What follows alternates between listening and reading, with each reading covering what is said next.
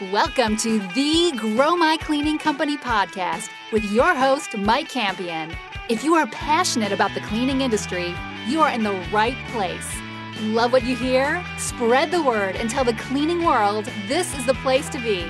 Want more? Check out www.growmycleaningcompany.com for free online video trainings, free ebook downloads, free blog posts, and of course, all the podcast episodes. Everything you need to grow your cleaning company is at www.growmycleaningcompany.com. And now, on with the show.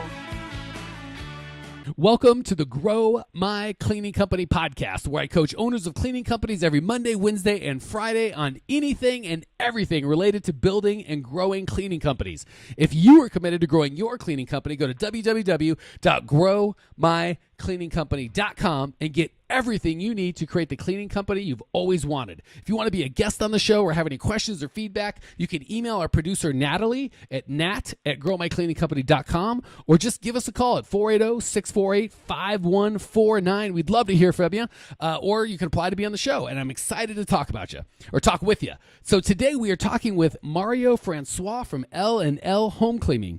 L&L Home Cleaning sells the Coral Springs, Fort Lauderdale, Boca Raton, and Delray Beach area with residential, commercial, and post-construction cleanup. If you want to reach out to Mario and his team, you can get a hold of them at www.llhomecleaningservices.com. Mario, say hello to Cleaning Nation. Hey, how you doing, Mike? How you doing? Pleasure to talk to you. I am big fan. Doing fantastic. I am loving your energy and excited to dive in and see what's shaking. So tell us a little bit about your personal, what's going on personally, how you got in the business. What's going on with you, Mario? Absolutely, man. Thank you very much, Mike, for having me. My name is Mario Francois. Actually, my business, we are L&L Home Cleaning. We are in Coral Springs, Coral Spring area, Coral Spring, Florida. We service the Broward County and also part of Palm Beach. Our main focus is Coral Spring. Coral Spring and the surrounding cities, Fort Lauderdale, Boca Raton, and Delray Beach. We started the business in 2011. My wife was thinking about opening up a business, and she wanted to be home, wanted to leave her 9-to-5 job, and she wanted to do something part-time, and that's how we started the business. Oh, perfect. So how have you? So do you guys work together? Yes, absolutely. We work together. At first, I was actually working full time, selling insurance, life, health, and annuity. And so she had asked me to help her with advertising on how to advertise the business and do some advertising.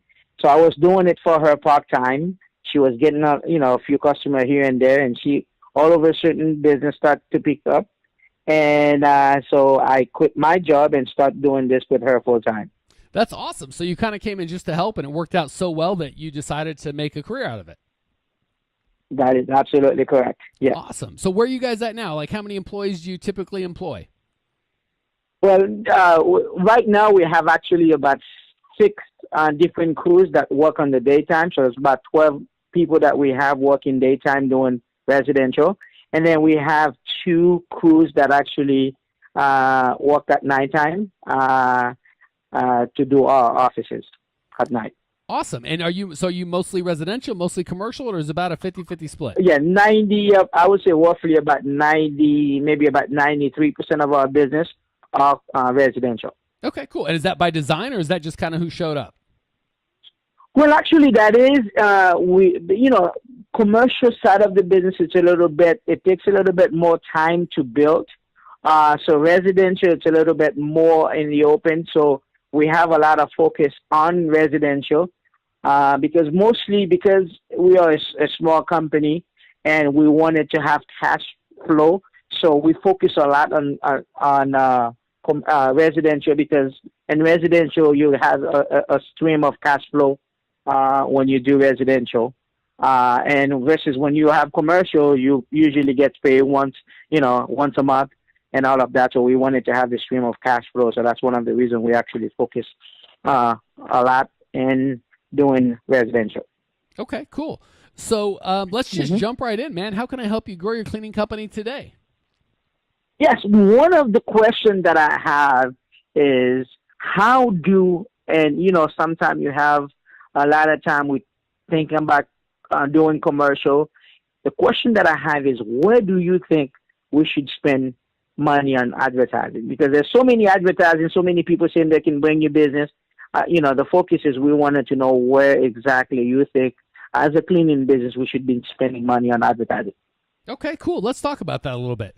And first of all, I guess where we should probably start is advertising budget. One of the mistakes that a lot of kind of newer companies do is they don't really set aside a budget for client attraction, for growth. So first and foremost, I would encourage you, Mario, as well as Cleaning Nation, to kind of make a priority of, we're always going to reinvest a piece of our business into getting new customers. There's certainly ways that you can do it, do client attraction that don't cost very much money, but they're generally going to cost a lot more time. And there's ways that you can do client attraction that cost a lot of time, but don't cost that much money.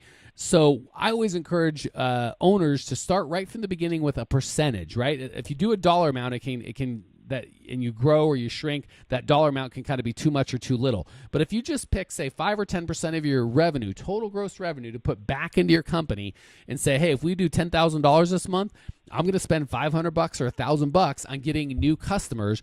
That investment is, if managed wisely, can be the key to building a multi-million-dollar company. So first and foremost, you've got to set aside a budget and decide to commit to that budget, no matter what, that's what you're going to invest in growing your company. Does that sound fair? That sounds wonderful, man. Thank you so very much. Okay. I really appreciate that. So that's the start. The second thing is you kind of got to decide what your plan's going to be with that budget. So if you've got a couple $1,000s a month to spend, that opens up some more opportunities. If you only have a couple $100s a month to spend, you're going to have to do some more things that take more time than money. Can you give me an idea of how much you're looking to invest in growing your company every month, Mario, so I can give you coaching that fits your budget? Well, we're thinking roughly about two grand. We wanted to put roughly about $2,000 on advertising. Okay. So that's basically where we wanted to, put our money in, about $2 grand for advertising on a monthly basis. Okay, and that for a company your size, I think $2,000 a month is a very aggressive, and I think you can really get some good growth out of that if you watch your money and put it in the right spot. So let's talk about a couple of things that you can do. First, there's offline and online. I always kind of break up my efforts into those two things. And again, that's a huge topic that I could talk for days on. So I want to make sure we kind of pick a little piece that's going to be most valuable to you. Where would you like to kind of focus on? Offline advertising, things you can do not involved with the internet, or online advertising that have a lot to do with getting leads and customers online? Well, we wanted to do more advertising online, because most people these days, if they're looking for a cleaning service, the very first thing they do is go on the internet. They can either go on Google, Yahoo, Bing, or any of those search engines. So our advertising, we focus on online advertising. Okay. We don't do a lot of other advertising. Okay, and that's not to, so we're going to focus today on online advertising, but Cleaning Nation, that's not to say that you can't do very well and have very good success with offline. I just want to make sure I honor Mario and his question where he's at today. So if we're going to go with online, there's just like we kind of talked about, we're breaking down client attraction to online and offline. Once you go online, you get to break that down into another two pieces, which is paid advertising and organic advertising. So paid would be things like Google or Bing or Facebook or any YouTube, anywhere where you pay money to get a click or a result or a view. And then organic, or sometimes they call it free, but it's not free, would be search engine optimization, which is you try to produce content and create an online presence that Google or the search engines are going to reward you with traffic not paid. Which which one of those would you be most comfortable talking about, or I can give you most value with? It's the advertising, the Google search advertising, organic. Yes. Okay. Well, those are different. Google. Okay. So organic. So not paid, not Google paid. Organic. Okay. We'll talk about that. Not Google paid. Not the sponsor ads. No. Got it. Okay. So, and again, there are books and libraries probably written on this. So I'm going to give you the best that I can in the time that we have. So I love organic traffic for cleaning companies. For one, the biggest advantage that you guys have, or that we have in this industry that really sets us apart, is locale. the fact that you're not trying to attract a commercial cleaning company in Ohio is fantastic, because you're not having to compete. There's in just the United States, there's like 50,000 cleaning companies. So if everybody was using the same search engine optimization techniques and tactics, it's going to be very difficult and very expensive to rank if you're competing with 50,000 people. The beautiful thing is, in any metro, depending on where you're at, Florida, I still think there's probably only 200 or 300 cleaning companies in your area. And of those 200 or 300, I'm guessing maybe a dozen or even have any online presence at all. So the beautiful thing is, Google does a really good job about I don't want to say favoring, but really favoring local businesses. So if I was going to invest in online or in search engine optimization, I would find someone that's an expert at getting local rankings. They've got what's called the 3-pack. If you go Google cleaning companies in wherever, Fort Lauderdale or Phoenix or any city in between, you're going to get the 3-pack at the beginning, which has the picture of the map, and it's got each of the little places pinned, and then it'll have their address. That will come above all the other searches. So that's really what you want to get on, is that. And the way that you do it is, first you've got to rank your address. So most of the time when you're with Google, they'll send you a little postcard that you can fill out verifying that you actually are in that physical address. And if they don't send it to you, you can request it. Have you done that yet, Mario, and kind of registered your address with Google? You have done that? Mm-hmm. Yes or no? Yes, I have. Okay. Yes, I have. So that's the first piece. So Cleaning Nation, if you haven't done that, that's absolutely the first thing. It's totally free. You've got to do that. Once you've done that, you want to start optimizing everything on your site to be, so make sure you've got things like that exact address, and I don't want to get too technical with schema and things, but you can put that exact address on every single page, like in the footer of your website, so you're giving Google lots of data that you're a real business and you're really at that address. The next thing that you can do is start getting outside listings to list you with that address. So people like Angie's List or Yelp or yellowpages.com or the local chamber of commerce, or anytime you can get someone to use that exact address, and it's got to be the exact address. If it's a little bit off, it's going to confuse Google and it's going to lower you in the rankings. So make sure that you start getting sites. They're called citations, with other people, companies that aren't you, listing you with that address. So you want to get dozens if possible, and you can pay this or you can do it on free. You can get dozens of people to start giving you those citations, which is just, like I said, the Better Business Bureau or the Chamber of Commerce or Yelp or whomever listing you with that address. So you're giving lots of signals to Google saying, hey, we really are at this address. Are you with me so far, Mario? I'm definitely listening. Yes, I am with you. Okay. Once you've done that, the next thing you're going to want to do is get as many inbound links as possible. So you want lots of people linking to your site. So Google says, oh, wow, there's lots of people linking to him. So he must be, this must be a relevant site that's important. We should send other traffic to it. Now, you've got to be careful here, because you can go onto Fiverr or under the dark corners of the internet, and people will promise you, I'll get you 10,000 links for $20. If you do this wrong and they're illegitimate and you try and kind of do black hat, kind of bad SEO or search engine optimization, Google figures that out quick and they will penalize you, and all of a sudden you disappear from search altogether. So you want to make sure with links you're doing this organically. You're getting real businesses to link to you because you're adding value, not paying people. So you might call, again, if you've got the Better Business Bureau, or I just had the ISSA, which is a fantastic trade organization for owners of cleaning companies on the show. If you start getting those people to link to your site, or your janitorial supply company, or other, any kind of people in your industry, like when guests come on the show, we always create a page for them and link to their website. And because we're a podcast and we have so many different guests and inbound, outbound links, that's a very powerful link. So the second thing, after you get a lot of citations, you want to start getting lots of legitimate, organic links to your site. Any questions so far? No question whatsoever. Okay. And again, there's a dozen things you can do, so I'm just going to try and hit you with some of the highlights. And also, if you go to, I'm not sure what episode it was, but I interviewed my friend John Ayers, who's an absolute SEO genius. So if you like the show and you want some more, go check that episode out. It dovetails very nicely with what we're talking about now. I'll give you one more concept, and then we'll move on to the lightning round. The last thing that you're going to want to do is give social signals to Google. So a lot of times people think, oh, I've got my website. That's the big thing.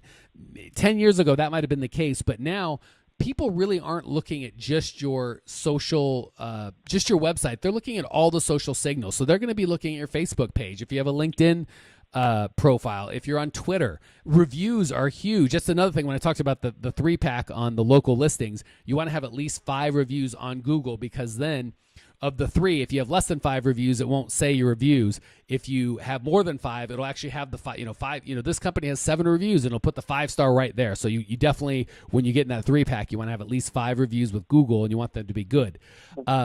So that the last thing is you want to really take into consideration your entire online presence with not just your website. So your Facebook page, your LinkedIn profile, if you have a Google Plus account, if you have a Facebook page and maybe a group. So you want to make sure that all the signals are pointing to Google saying this is a legitimate business. They have all these other profiles. They really do exist. They're linked to the Better Business Bureau and to the Chamber of Commerce and to other companies and to this podcast page. And so you want to start just giving Google as many signals as possible as you can. And I will tell you, one of the ways, the big ways to do this is reviews. And I'll do a little sneak peek. I'm not sure when it's going to release, but I just recorded a review, an interview, a podcast with a guy that has an app that helps get reviews, and it's awesome. So look out for that, Cleaning Nation. That's another one at the end of this one for both you, Mario, and Cleaning Nation. You're going to want to check that one out next. So that's about all I can get into right now with the time that we have. Do you have any other questions or comments or thoughts before we move to the lightning round, Mario? Yes, the other question, the question that I have, you did mention something about backlinks and all of that, and how to stay away from some of those bad links. How do you, as a company, how are you able to control it? Or if your competitor want to send you a bad links to your site and where Google can bring you, would that be the possibility if your competitor is looking at this? Can they actually, have some backlinks linking to your website where Google can actually penalize you? Yeah. Or is that something that... No, that's a very kind of black hat technique. And honestly, yeah, so no, there's not a lot you can do against that. And that's a whole different topic than I'd want to get into here. But yeah, competitors can certainly do that. Honestly, I've not run into that in the cleaning business.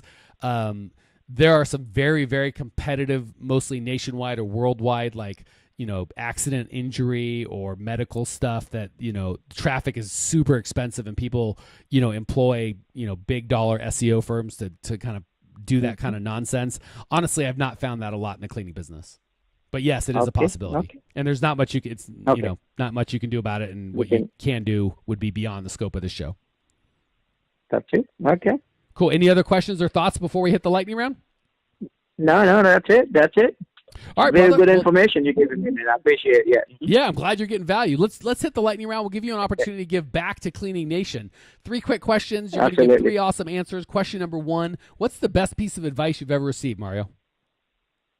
Best pieces of advice that I received was stay focused.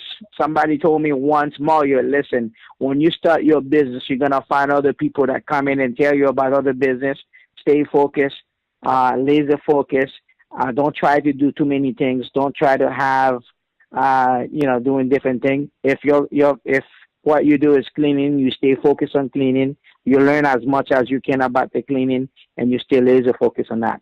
All right, beautiful. Thank you. Question 2: what's the biggest mistake you've made in the cleaning business? When I first started, I don't know if I can do that, but when I first started, I did Groupon, and it was one of the big mistake that I've ever made in my life. They almost put me out of business. They gave me so much client that I was not able to prepare for them. And also, not only because of that, what happened is I cut down the cost of my services so much that I was basically going out there and cleaning for free. Yeah. And it actually, none of these customers did come back to me. So it actually really almost crippled the business. So my advice to anybody that started the business, stay away from any business that's going to cut your profit by 50 or whatever percentage that is to bring you clients. At the end of the day, those clients will come back. So Great point. I appreciate that. Last question. What's one idea that Cleaning Nation can put into practice today to improve their lives or their business? What's one idea that Cleaning Nation can do to improve their life? Yeah, that they can make their lives or their business better. I don't know. Well, yes, I do. One advice is don't try to take a job because of lowering costs. And I think that's one of the mistakes that a lot of cleaning company makes, is that they're trying to go lowball on trying to charge low so that way they can get that client. And what you do is you really hurting the industry, by doing that.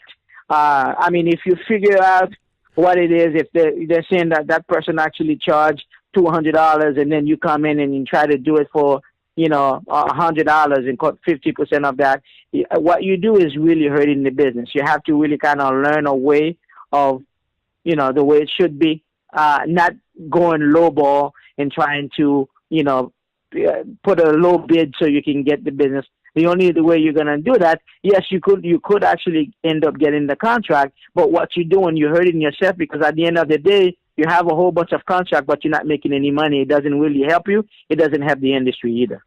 Couldn't agree more. You hit it right on the head, Mario. Thank you so much for joining us. Thank you for sharing your passion and your desire to grow. I appreciate you. Cleaning Nation appreciates you. If you want to check out Mario's show notes page and discover everything you need to grow your cleaning company, go to www.growmycleaningcompany.com. Leave your questions, your comments, your rude remarks. I will see you there. Congratulations! You are now 16% smarter. Still can't get enough cleaning goodness? Go to www.growmycleaningcompany.com for more of the good stuff. Ever want to be rich and famous?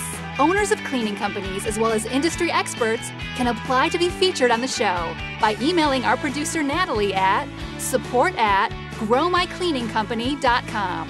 Until then, don't miss out on all the latest cleaning industry lovin' at www.growmycleaningcompany.com. Check it out now.